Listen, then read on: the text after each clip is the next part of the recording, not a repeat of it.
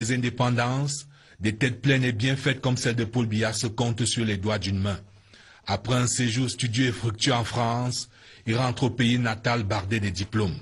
Une licence en droit public, un diplôme de l'IEP de Paris, un parchemin de l'Institut des hautes études d'outre-mer et un diplôme d'études supérieures en droit public.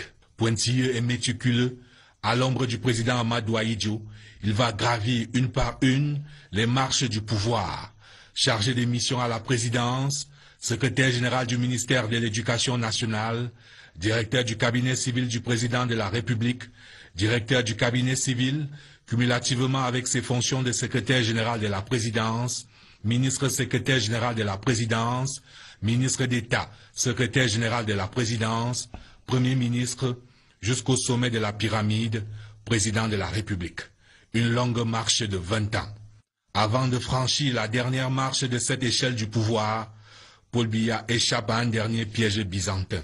Le 4 novembre 1982, alors que le président Amadou Ahidjo informe les barons du régime de sa décision de démissionner, quelques heures avant son message à la nation, des apparatchiks du pouvoir, inconsolables et incrédules, demandent au successeur constitutionnel Paul Biya de conduire une délégation auprès du président Ahidjo pour qu'il revienne sur sa décision.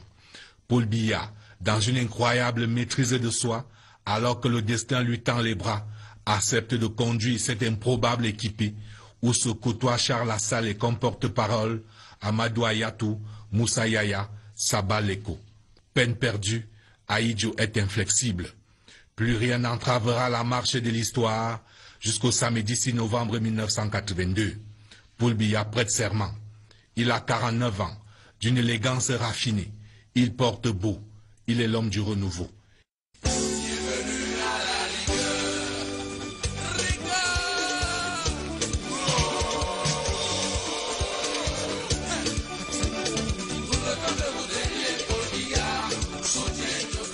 C'est le temps des jours heureux. Hausse des salaires, recrutement des 1500, prémisse de la démocratie. Mais l'avenir et le passé s'entrechoquent. L'état de grâce se tasse. C'est la montée des périls, jusqu'à l'irréparable. La tentative de coup d'État dans la nuit du vendredi 6 avril 1984. L'aventure tourne court. Les loyalistes prennent le dessus. Mais la trajectoire du renouveau en prend un sérieux coup. Le Cameroun pense ses plaies. On se prend à rêver des lendemains qui chantent. Mais une crise économique impitoyable s'installe et contrarie les bons plans du président. Le pays n'a pas d'autre choix que de se livrer au remède de cheval du FMI, le programme d'ajustement structurel, et son lot de déflatés, de désargentés et de conjoncturés.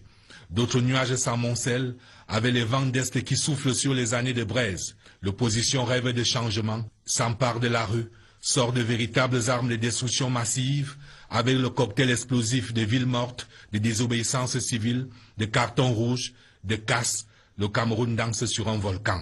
Le régime étouffe, mais Yaoundé respire, le Cameroun vit et le renouveau survit à un chassement avant l'heure.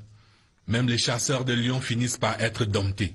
Paul Biya, après avoir répondu que la conférence nationale souveraine est sans objet, il a su imposer la tripartite. Ce n'était pas une chose simple, mais il a pu rassembler énormément de groupes et de gens qui comptent pour les convaincre que la tripartite est la solution. L'opposition était fortement opposée à la tripartite sous la forme présentée. Et Paul Biya a été suffisamment habile pour fracturer cette opposition.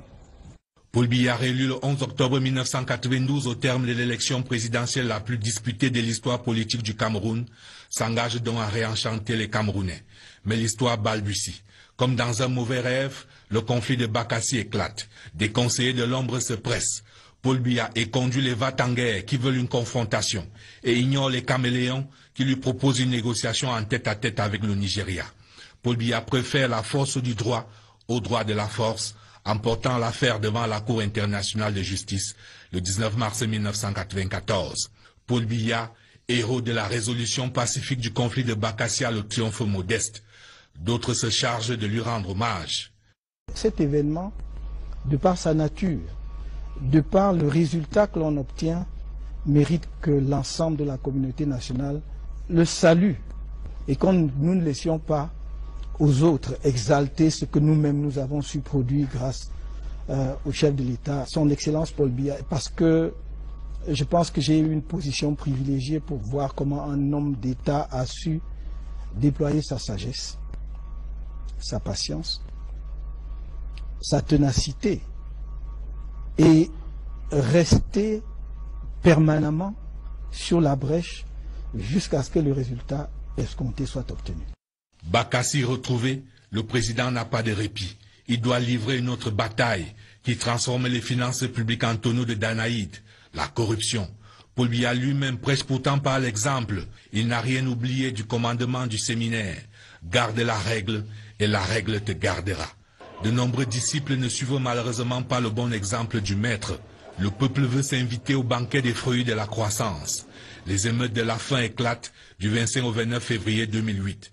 Il fait la part des choses. Il met en garde les apprentis sorciers qui veulent tirer les marrons du feu. Il tance son gouvernement d'une question cinglante. Qu'avons-nous fait pour répondre aux aspirations légitimes du peuple camerounais? Le président apporte une réponse. Ce sera le septennat des grandes réalisations après les grandes ambitions. Le Cameroun est transformé en un immense chantier. Port en eau profonde de Kribi, deuxième pont du Vouré, barrage de Lompanga, Arcelou, Garouaboula, Nande, Kenga, Undere, route Bamenda, Batibo, Manfé et Kok. Le pays se transforme à vue d'œil et semble lancer comme un train à grande vitesse vers son émergence. Et voilà que surviennent un, puis deux, puis trois chocs, coup sur coup. La guerre contre Boko Haram, la chute des cours du pétrole, la crise dans le nord-ouest et le sud-ouest. Il me semble que sur le marché national, il n'y a pas mieux. Donc tout ceci peut expliquer le fait qu'il résiste aux épreuves parce qu'il les comprend, parce qu'il sait les gérer et parce qu'il sait se projeter. 36 ans après, Paul Biya vogue vers un septennat des grandes opportunités et dit qu'on ne vendait pas cher sa peau. Lorsque j'ai accédé au pouvoir en 82 à la présidence de la République... À ce moment-là, permettez-moi de faire une parenthèse, on ne vous donnait pas 6 mois d'existence. Non, hein? Non, même pas 3. Oui. La situation a été difficile. Devant ces situations extraordinairement difficiles, nous croyons que Dieu était avec Paul Biya. En prêtant serment ce mardi, Paul Biya, à 85 ans, est définitivement l'homme du 6 novembre. À jamais. Comment ne pas voir la main de Dieu derrière ce destin exceptionnel? Ite missa est.